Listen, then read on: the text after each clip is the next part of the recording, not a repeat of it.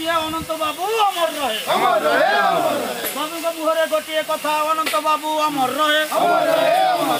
अनंत बाबू अमर रहे। सफल राजनीतिज्ञ एवं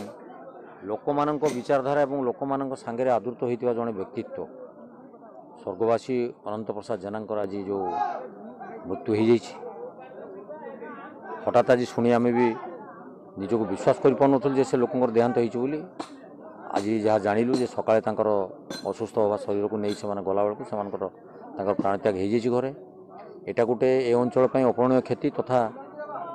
जो मान को दिग्दर्शन दौले जो मान तैयारी करते अपूरणीय जे परिवार से लोक मान दान प्रतिपालित होकर परिवार को प्रतिपोषण करटा केवल से लोक मैंने ही जानते तेणु तांकर अमरात्मार सद्गति प्रभु प्रार्थना करुचे एवं ये असमय प्रभु धैर्य तांको परिवार को दिंतु ये जो अपूरणीय क्षति है ता तो पूर्ण करहब ना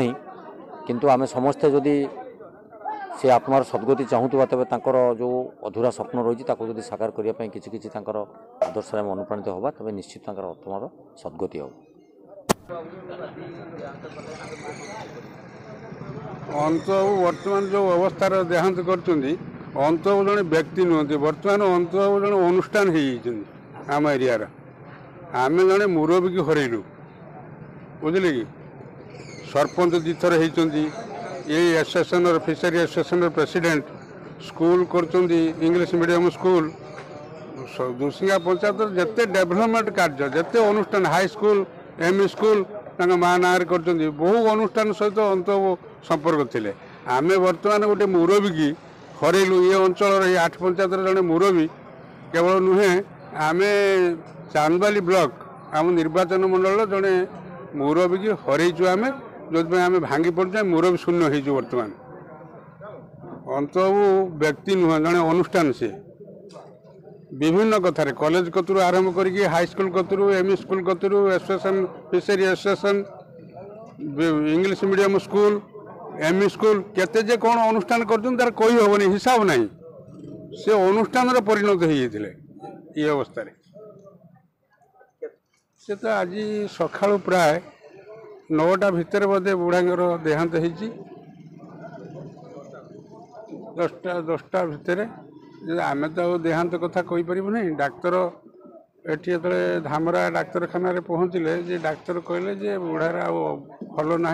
गोटे नहीं जातु मेडिकल भद्रक किंतु ये देहांत हो प्राय पाखापाखि 10 भितर।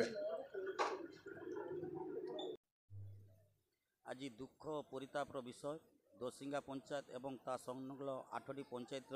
शोकर छाया खेली जाइए आमर समस्त प्रिय श्री अनंत कुमार जेना को हर समस्ते दुख सागर रे बुड़ी जाइछंती।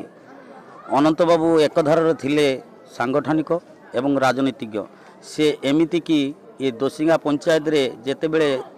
कौनसी रास्ता घाट नथिला रास्ता घाट करवा ठारू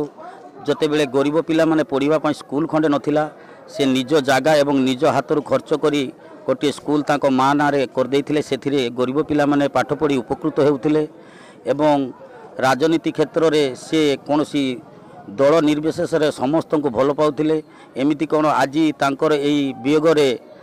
ये 7 पंचायत एवं चांदबाली निर्वाचन मंडली एवं बासदेवपुर निर्वाचन मंडलीर एमएलए जे कि अशोक दास से मध्य आसी तांको बासभवन रे पहुँची तांको श्रद्धांजलि देइथिले एवं आमर चांदबाली निर्वाचन मंडल व्यामकेश राय मध्य तांकर वियोगरे मर्माहत होती एवं गभीर दुख प्रकाश करिसेंती एवं ए दोसिंगा ग्रामवासी माने आखिरु लुह झराउछंती जे एपरी गोटे मनीष को से माने हरइले जे कि अति प्रिय एवं समस्तंकर प्रिय विभाजन हो पारुथिले तेणु आज ए दुखर ए तांकर ए वियोगरे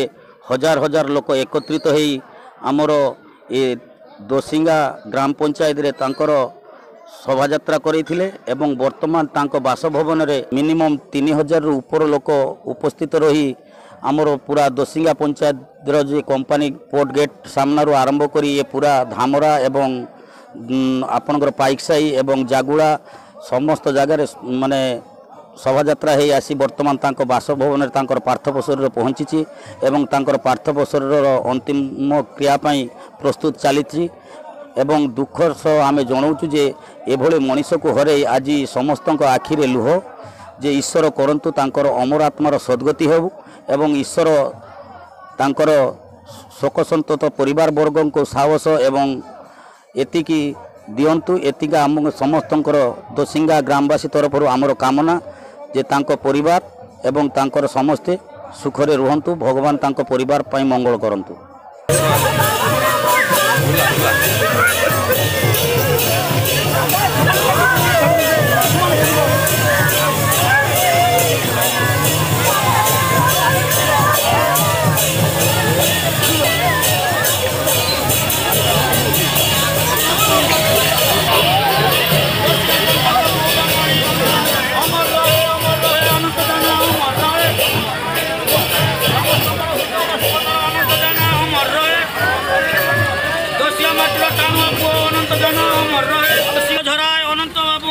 अमर रहे